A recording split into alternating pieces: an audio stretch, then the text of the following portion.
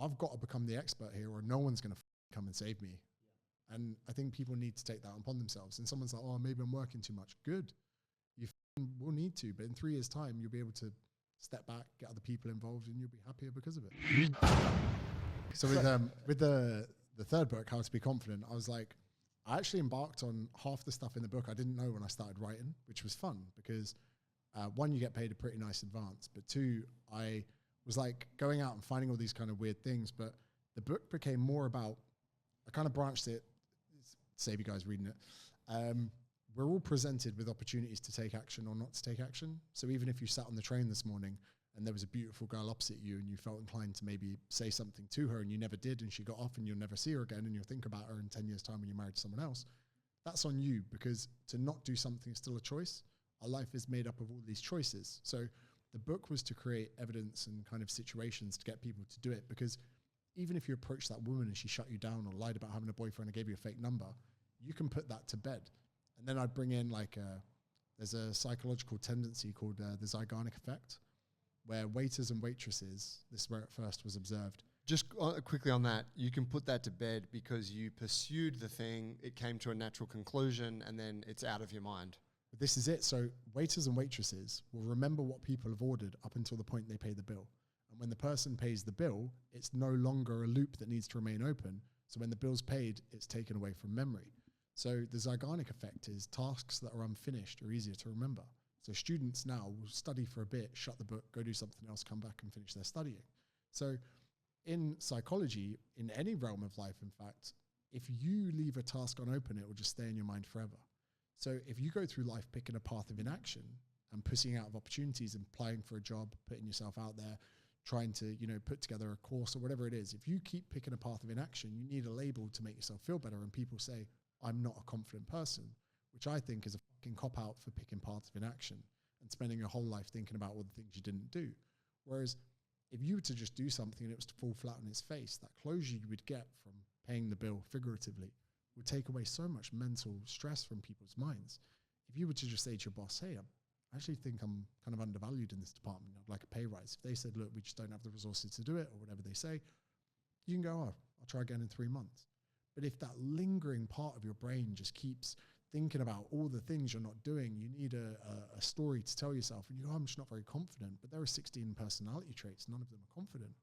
And then I would veer the book into Jiu Jitsu, and I did a podcast with Hickson Gracie, and he says, like, oh, James, losing is not the same as being defeated. He goes, you can't control whether you win or lose a match, but you're only defeated if you never go back, or you never go back to training, or you never compete again. He was like, losing is out of your control, but being defeated is very much in your control. I was like, get that in the book. Like, so then it was like, all of these kind of lessons that you could put into it. It's pretty much a book really is like a 6-hour podcast that you've spent a year preparing. And what's wild is we made the books to be the books, but then the books we turned into a live show. So we did the Opera House here. We did the Hammersmith Apollo in the UK. Oh, I saw the press on that. That looked huge, mate. So like my manager comes from a background of managing music artists. Amazing. So he's currently doing like Dizzy Rascal's tour and Defected in Dubai and stuff. Amazing. So when we started working together in 2017, he's like, you're going to go around talking about your book. And I was like, what, like read bits out? He's like, no. Let's make it like a TED Talk, but with fingering jokes. And that's what we did. So like the tours now promote the book. The book promotes the tours. It gives us a reason to go around to different places, to network, whatever. In the early days, we would party at the events. We had an event in Manchester in 2021, just after the pandemic. We sold 1,600 tickets for the event and then 800 tickets for the after party in the same venue. Wow. And like, how lit's the party? What's like that? What's the party like? Is it legit? Oh yeah, because my manager's in the music industry, he's got DJs, production. Right on. The event we have, IFS, the International Fitness Summit, is my events team. So like the first year we had Charlie Sloth come do a DJ set, but because they're used to running events, it was an event company running a fitness event, not a fitness company trying to run an event. Right. Whereas you see a lot of fitness expos be like big buildings, like fitness stalls or whatever. Whereas when these guys curated like the International Fitness Summit, it was like everyone, no one got paid, but everyone got their accommodation, their flights, the speakers. You get like your lanyards, all the timings would be like very organized. The after parties would be completely separate but properly put together. So we did like Barcelona year one, then we did London, then we did Lisbon, then this year we did Brighton. Not sure where we're going to go like next year, but then that events team would say to me, who do you think should be there? So we'd get like evidence-based speakers, people that didn't have particularly big egos. And if someone wanted 10 grand to speak, we're like, they're not right for the event. You know, we just want people to come have a good time. And I think in time, actually, the International Fitness Summit will then start incorporating jiu-jitsu, because let's say we get 1,000 people next year in the fitness space. The fitness space is really getting into jiu-jitsu. Yes, sir. Because a lot of personal trainers or fitness enthusiasts, progressive overload really starts to curve off after your third, fourth year of training. And you're looking for such marginal gains, but you can really transform your competence in jiu-jitsu within a year. You could be twice the athlete in a year, and you actually often are twice the athlete every year. So I think that the jiu-jitsu community is going to be like a disease that spreads into fitness. I think it's already happened. You know, I had a question on that because, like, obviously jiu-jitsu has that appeal to everyone. Like, it's extremely addicting, right? When you try it, for most people, small percentage don't like their experience. And Pussies. Yeah. You would have seen this too. We've seen so many people come and go who are like, oh, try jiu-jitsu, love it, all about it. I'm going to do it once a week. I'm going to squeeze it into my schedule, you know, and you're like, once a week, it's not going to work out. And then sure enough, they last maybe a couple of months and then they dip out of it. And I think that one of the unfortunate truths with jiu-jitsu is that you have to commit to it to some degree. You have to be in there at least 3 times a week when you're new to it. Otherwise, if you're kind of on the fringe, you've probably got a higher risk of injury and a lot higher sort of levels of dissatisfaction because you don't progress at the same rate as everyone else. So I find that while it has a huge intake, there's also, I think, a lot of people who just end up sort of dipping out. But do you find this applies to everything, right? So you were very kind before when you said about YouTube. So YouTube was my lacking, part of my online social strategy. Bit like De La Riva and arm bars are the lacking part of my jiu-jitsu game. You can hide it. You can go through life just brushing it by. So then it got to the point where, again, my manager's more like my older brother, and he was like, mate, I need you to do more on YouTube, because let's look at Jordan Peterson. He sold out like the Hammersmith Apollo is 3,500 people. He sold it out last year, maybe 2 years ago. They were like, oh, we might add another night. And the promoters go, let's do it at Wembley. And they said, mate, that's 12,000 people. And he fucking sold it out again in a day. Wow. The people that have that pulling effect at YouTube, so imagine this. I was thinking, right, Jane, I put a video on YouTube. It got like 5,000 views. And I thought, okay, you got 1 million followers on Instagram, but how many of them watch your YouTube? I was like, oh, not a lot. And then I thought, how many people do I follow? 2,500. How many of their YouTubes do I watch? Maybe 1. I was like, oh, a follow is pretty cheap.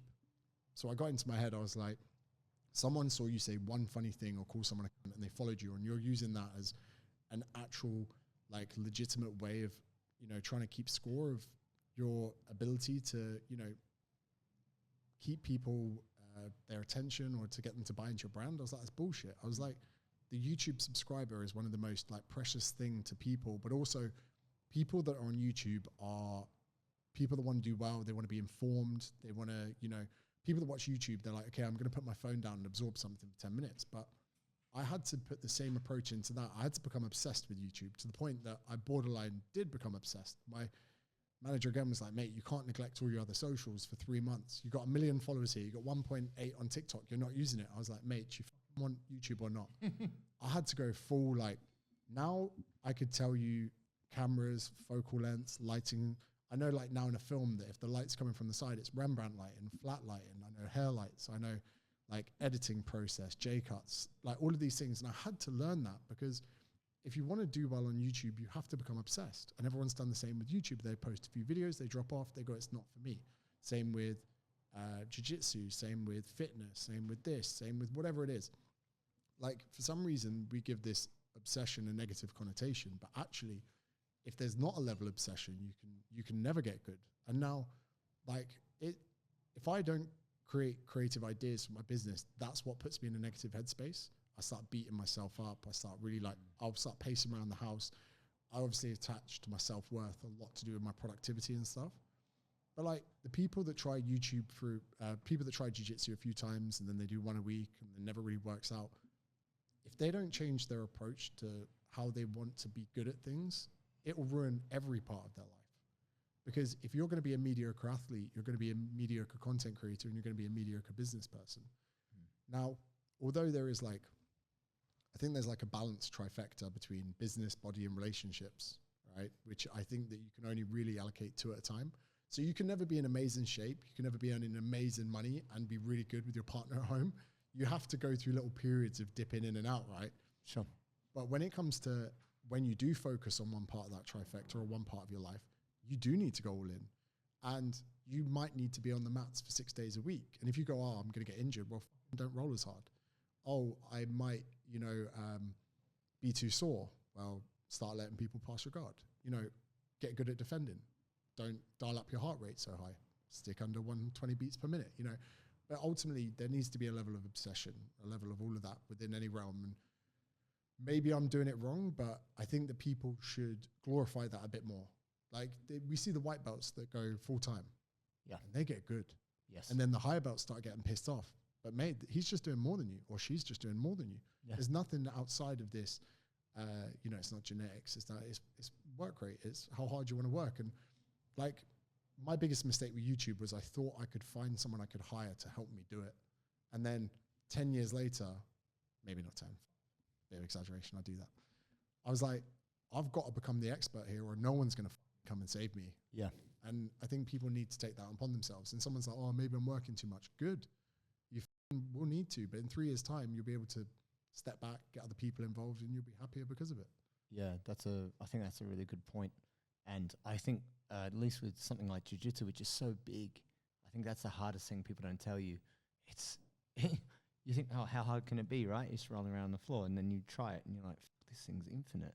It's such a big body of knowledge. I think that's what I've come to appreciate, that even talking with people who've done it for 20 years and are the best, they will say to you, you can't really master this thing. There's always like a new game and new techniques.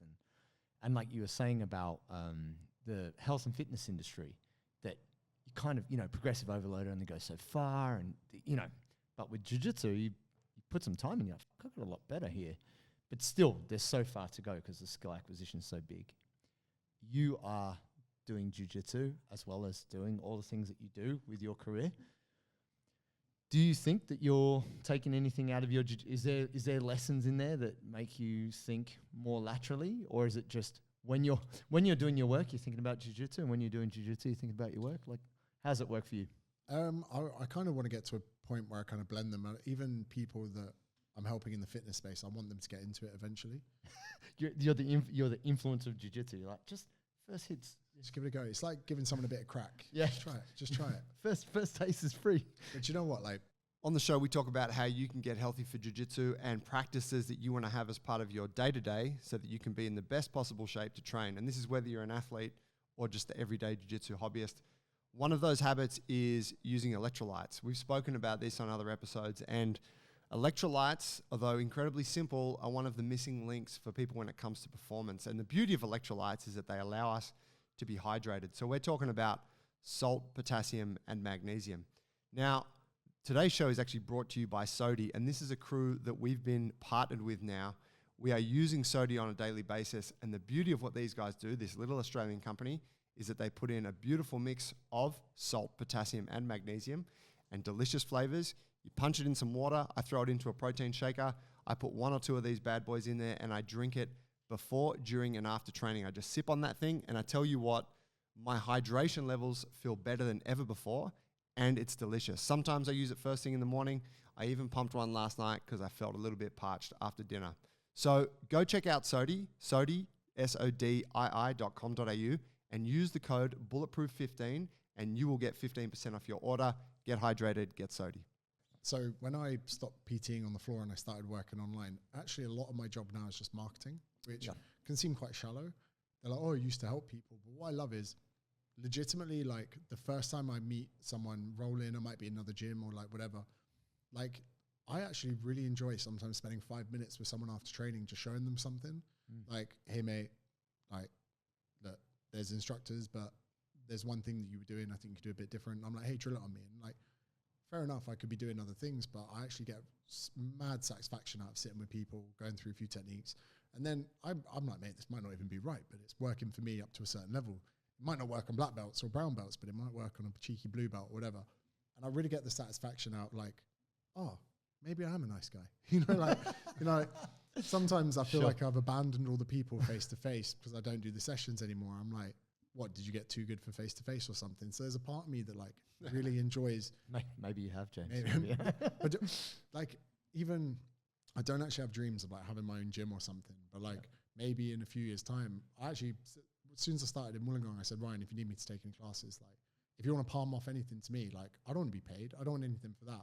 I just enjoy that kind of side of things. And for me, I get to reconnect with the old part of coaching where to watch someone get their first deadlift or someone to first like hip hinge properly, you're like, that's nice. And then to like teach someone a technique and then they nail you with it 2 weeks later, you're like, you weren't supposed to pick it up that quick. Too good too soon.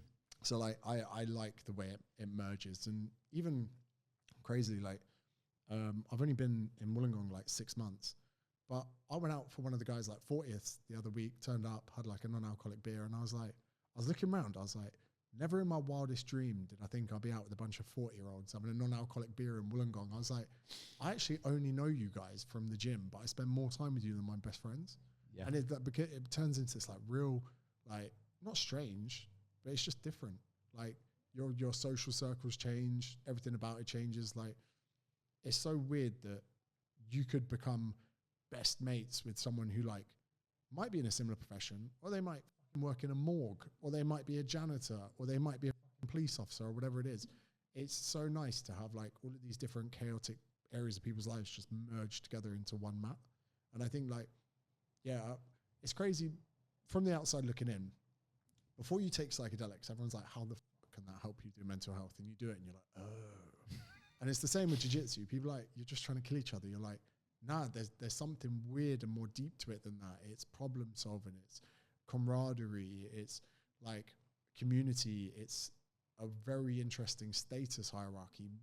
We said about it before, like, so this is one thing I've been studying a bit recently, is understanding the way we align ourselves in a pecking order. So it's very interesting in jiu-jitsu, you have the belt order. But every animal in the animal kingdom, or most of them, are in a pecking order determined by violence.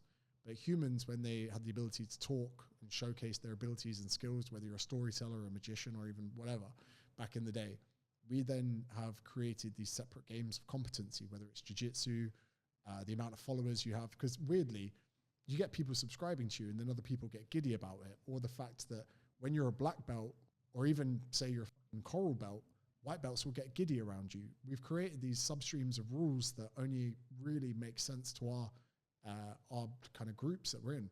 Someone who doesn't know jiu-jitsu, like when they see Hodger Gracie, they're like, oh, hi. I'm like, mate.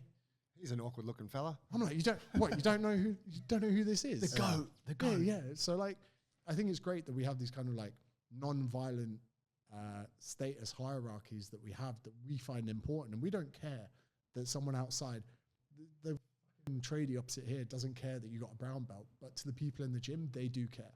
And even though we have these like little made up rules, it's such a nice place to be. Yes, that's awesome. Do you think that there's something in our human nature that craves hierarchy? Oh, 100%.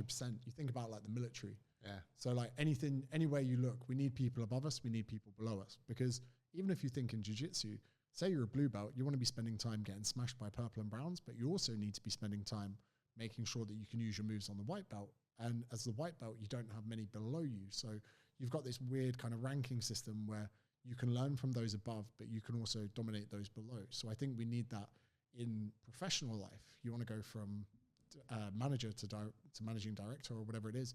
You need people above you and below you so that you can have the next part of that progressive overload, whether it's a job title, pay increase, whatever it is. We need to have the ladder in front of us so we know where's next to go. So without these ranks and hierarchies, we wouldn't be able to work, we wouldn't be able to work together to get to places that we want to get. Yeah, I'm thinking about promoting JT soon. I think he's really come into his own in recent months, and I want to reward him for his hard work, I was going to say the only difficulty between us, Joe, is the facial hair. And we can put it out to a vote. I believe my facial hair is better. And the audience will decide. But inevitably, I get mistaken for Joe, which is a contention of mine. Because you both got massive necks and you're pretty square Yeah. physiques. One If more, you look at one the- more the- square than the other. The photo on Facebook of the day when we first met, we really looked pretty exactly Very the same. similar. then. But I was going to say, my small pushback on what you were going to say there, James, is until you walk into B team and no one is wearing any kind of an ordered rash guard, and you Yeah, but get you heel hooked by a blue belt, and you don't even know they're a f***ing blue belt, and you're like, what just f***ing happened to my world? Especially if you come from a place of order. I thought, But this is it. This is why leg locking was so popular, because it completely tore apart the hierarchy of competence. The cryptocurrency of jiu-jitsu. It did, right? So then suddenly, you love it. I love that. It's get- the AI of jiu-jitsu, bro. it's like a crypto. Uno +4 card, right? Yeah, boom. So then I think there are a lot of people now that love the chaotic nature of the belt system. You go Sydney West, they probably don't care about belts. You know, anyone like, let's say you got, I think I saw a video Josh Saunders talking about it. He was like, oh, the belt's not as important. I think there are both sides to that. I think it's really great that some people want to rejiggle that order, because what they're doing is they're coming into a pre-existing system and messing it up. Yeah, disruption. And you see the pushback of the Brazilian gi players with the leg locking. Yeah. Right? So then you've got all this politics that comes in, and the politics and the kind of angst from the higher Brazilian traditional gi players is because their status is being threatened by someone they perceive as being inferior. But the inferior person, the leg locking no-gi blue belt, actually doesn't see himself as inferior. Yeah, no. And this is where before we would have settled this with violence, but now it's like becomes politics. Well, becomes a rub. it does kind of get settled with violence, doesn't it? It's like, You well, you grandpa. pass my guard, I'll rip your ACLs in half. And this, like, let's think about Nicky Rod, right? So Nicky Rod was blue belt, ADCC. He tore up the system, Yeah. but it was great for the sport because Sure. people then champion the small guy, like David and Goliath. He's not a small. I don't think you can say that. Figuratively. Nicky Rod is the Figuratively. small guy. He's frightening. But like, so I love that he still goes by. They still rip out the black belt slayer. Be like, guys, I think that time has passed. They're like, apparently he's just a purple belt. You're like, he's shown himself to be way beyond that by now. Yeah, but yeah, You know, I think you know that- firsthand. and yeah, it's great. Like the B team's quite scary as well because some right. So I went there in October 2021, and they were teaching wrestle ups. Nicky Ryan was teaching everyone wrestle ups. It was beautiful. Yeah. I come back with that B team confidence. I went back to London. I was wrestling up on everyone. So I go back to B team about a month later, and they've been working on high risk guillotines. So every wrestle up attempt, I got guillotined the fuck out of me. I was like, I left you guys alone for like a month. Yeah, maybe 2 months. And you guys have just completely ruined all the stuff you taught me 2 months ago. I was like, what am I to do? I was like walking around with my hands out. I'm like, how am I supposed to keep up with you guys? But like I was saying to you, and you guys spoke about it before, like when they trained there, like the intensity was so nice. When I came back to even Australia, I was like, oh, you guys are rough. Well, you're only training once a day. People passing my guard at Hodges. One guy like smashed my guard in gi, came around. I said, you all right? And he goes, yeah, why? I go, oh, you're just rolling a bit hard. You know, your mouth breathing. And he stops. He's like, and what? I was like, this must be really important to you. And he's like, mate, like I'm trying to get in their heads just because my guard retention's not that good. I'm like, oh, they don't do this at B team. I'm excited. why's that? We have an apparel sponsor, Parry Athletic. Bro, George came through, messaged us on the Instagram, said he's been following our program for ages. He's getting stronger and more mobile. And he's got this cool gear company called Parry, and he wants to send us some stuff. And he told me that his mission was to create the best pair of training shorts ever. Yeah, he wanted something that he could lift and roll in, and that could accommodate thick, muscular thighs and hips. And that suits us. Speaks to us. Also, what I like is I love the colorful design. It actually looks really cool. I am the most colorful dude on the mats these days, hands down. I think the thing that I've loved about it is just it feels good. It feels good. It looks good. And you, ladies and gentlemen, can get a discount when you go to checkout. If you go to parryathletics.com, put in the code bulletproof20 and you get 20% off. Oh, yeah. From what I understand, the ethic is quite different at Hodges because we have friends who train at Hodges as well. And I hear that not from first-hand experience, but Mauricio Gomez, Hodge Gracie's father, is a fucking nightmare and will crush the living shit out of you. His neon belly is. So, It's kind of legendary, right? He is a smashing machine, and he's what, 60 something? Like, and if you make any mistake in training, I'll look over and Mauricio will be like 100 meters away. I make one mistake, he's over my shoulder, like, come on, James. I'm like, what? Where the, like, you know, he's like a ghost that appears. But if you're someone in your first few years of training, Roger Gracie's is not intimidating in the slightest. And they have 3 mats, and they have their fundamentals class, and they could be like 40 or 50 people. And what's crazy is the level and caliber of all of the black belts there is so good. And, you know, even being a purple belt, I'll go to like a fundamentals class, and there'll be part of me that goes, oh, I bet I know this. And then I see a technique where I'm like, how did I not know that? You know, like, but it's super, like, I can't stress enough that even though it's got some of the best athletes in the world, it's such a welcoming gym. Then you've got the killers, but even the killers are very nice there. There's not many guys ego rolling. Like, some people could really How about Charles Negromonte? I don't know how welcoming he is. He just lets you know the pecking order. But Hodger, He looks like a nightmare. He is a nightmare. Charles is a very good wrestler as well. So his wrestling, he just doesn't stop. His work ethic, like training at Compound in Bondi, he'll be like, cool, Shark Tank rounds, and he will be, even if it's a blue belt's first session, he'll be in your ear like, you need to work harder, you need to work harder. But the least enjoyable role in my life was Roger Gracie. I've rolled with him twice, and the first time he got me in a scaffold, and he didn't even put a mouth guard in. Like, he just beat the fuck out of me. And he starts like putting like a bit of a can opener on me from scaffold, and he's like, there's no tap here, James. There's no tap. And he's just smiling. There's a videographer there. That's the only time I've wanted to quit jiu-jitsu, was that.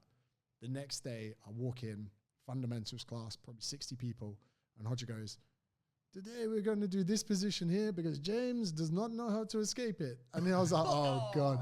But he also is a very, it's crazy. You wouldn't imagine if you were like at a football club and David Beckham comes in to teach free kicks. You'd be like, but with Hodger, he's just there. He's just one of the guys. He's like, even though he's the GOAT, he's not like, he doesn't walk around like, oh, you know, he's just a normal guy. Even if he's not got his gi on and he's wearing his like, almost like civilian clothes, you know, the killer's not on the mat.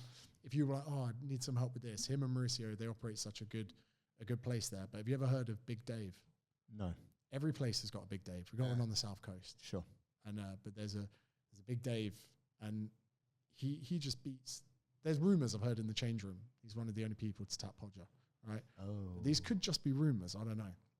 But he will stroll in, no warm up, nothing, and he'll just like call you over, be like, "Come here, bro," and you're like, "Okay." And one time I came back from B team, I was like, I might be able to pass this guard. I'm trying, and he just looks at me and he goes, "I don't know what you've been doing, bro, but it's not jiu-jitsu." You know, like, and he'll even tell you how he's going to sub you. He's like, "I'm going to get you in an armbar," and he's just frightening. I'll try and send you a picture of Big Dave. But yeah, so you got some intimidating characters at Hodges, but like anyone, even if it was their first ever session, I'd be like, go there. If you're in West London, it's in Hammersmith, like it's such a pleasure to go there. And every time I go back, super welcoming. Like I've trained at a few gyms in the UK, like it's very weird that something you would hold in such a high esteem is such a great gym. Like I thought it might be cliquey, or there might be, but they're great. Amazing. Mate, I wanted to ask you quickly, because I've been, obviously, you watch all your social media, and you've been teasing the out of people. Cock teasing, social media cock teasing. You're saying there's something you're doing. Yeah, mate. And I want to know what the you have been up to, young man. How do you think it tastes? Good. I love it. I mean, that's the thing. For all you energy drinking, caffeine slanging, coffee drinkers out there, I have never seen this before. I cracked it open, and I'm really enjoying it. So, mate, please tell me about what the hell this is. With it yet, because I just had 2 shots of coffee as we started the episode. I'm on, this is nothing. Let's go. So we're not competing in the energy drink market. I think it's saturated and it's actually well served. And I think that if you wanted to go smash a workout, a can of Monster might be better. Oh, So this is a productivity drink. nice. So it's got 120 milligrams caffeine. It's called Nutonic. It's a mix on nootropic and tonic. Lovely. Then we got 4 nootropics. And the first one, L-theanine, helps keep you calm and reduces the jitters from the caffeine. Yes, sir. So if you were to do a podcast like we are now, or you're sitting to an edit, or you're going to write a script, or you're going to write your class schedule for the week, or whatever it was, you have that. 3 other compounds you got there: Panax ginseng, Rhodiola rosea, and cognizin. So these help with memory recall, stress-induced fatigue, and even some of the studies that we'll put on the website when it goes out, they're used with like doctors on night shifts to see how many mistakes they made while supplementing, whilst not. I sent some of these because I've obviously taken a lot of people down in my time. So I was like, You have. they're going to come for me. Right? So I actually sent Prepare the war chest. I sent the ingredients. There's a creator online called Ben Carpenter. I said, oh, mate, there's this compound cognizine. I'm thinking of doing a hit piece. And he came back and he was like, oh, you're going to struggle because it's actually pretty good. I was like, yes. Like, I actually didn't want to say to him, like, because then he would be nice. He'd be like, oh, yeah, it's great. So, it's 4 nootropic performance enhancers for the brain with a bit of caffeine. And it's not in Australia yet. It's going to be UK and USA. Oof. But I partnered with Chris Williamson from Modern Wisdom podcast. Yeah, he's awesome. Rate his content. Mate, he's a weapon, right? But we spent nearly 14 months putting this together, and I must have like real basic bitch taste buds.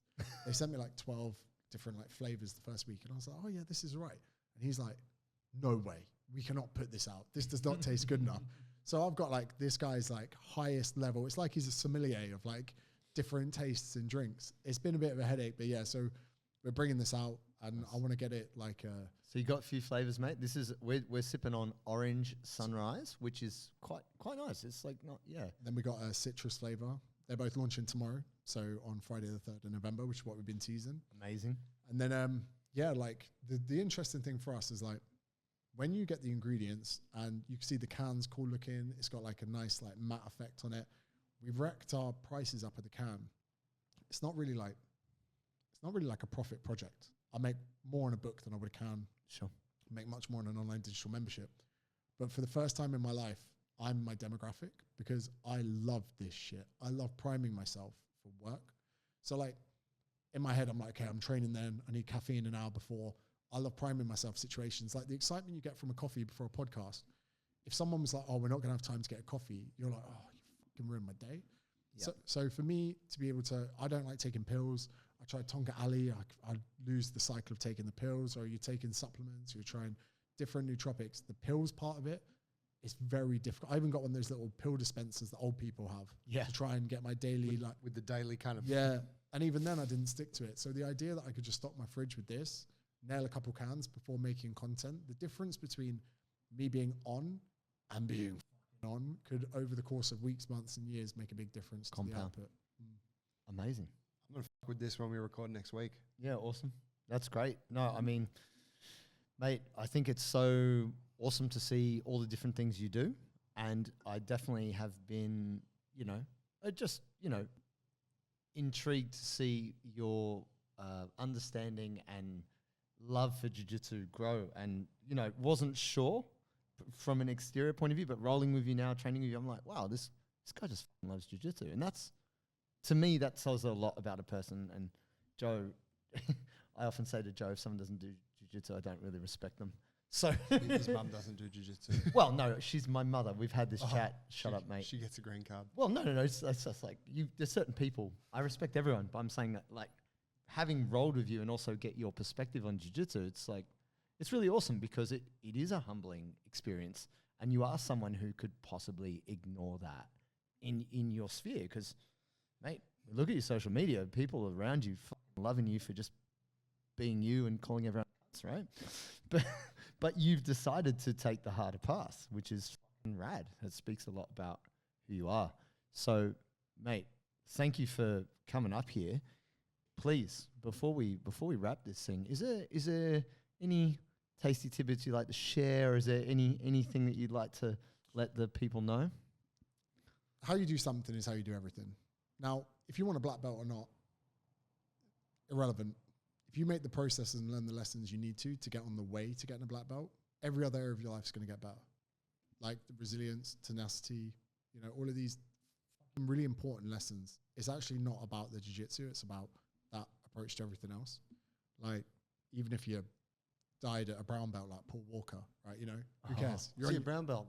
Right? Yeah. Honorary brown belt. Yeah, true. But he was coming up though. Yeah, he was into it. Yeah. But like, I just think like for some reason we think all the lessons we learn stop at school. It couldn't be more wrong. Like I say, I was 28 when I began. It's really developed me as a person, and so much of any success I've had in other areas can dial back to that. And I think that, yeah, for so many people out there, it could just benefit them so much. Also, I don't think I've ever been like so fit cardiovascularly because I'm, you're rolling around with humans. Sometimes you're thinking, oh, I've eaten a bit too much today, but you're like, no, I'm a weapon. So yeah, just get into it. Like maybe some people listening, they're just starting their journey. They're maybe a bit disgruntled. They're a white belt, or they've just got their blue belt and had a month off. Like if you fall off this, you'll fall off everything. So stay the fuck on with it. Yes, sir. Thank you for coming on, man. We really appreciate you. Appreciate your time. And for anyone out there, this man is only a Google away. If you want to know more about anything, check him out. We will put it in the show notes, Joe. There we go. Check the show notes, guys. All the info. Well Bro, done. thanks Cheers. a lot. Great to have you on. Thanks for having me. Cheers, bro.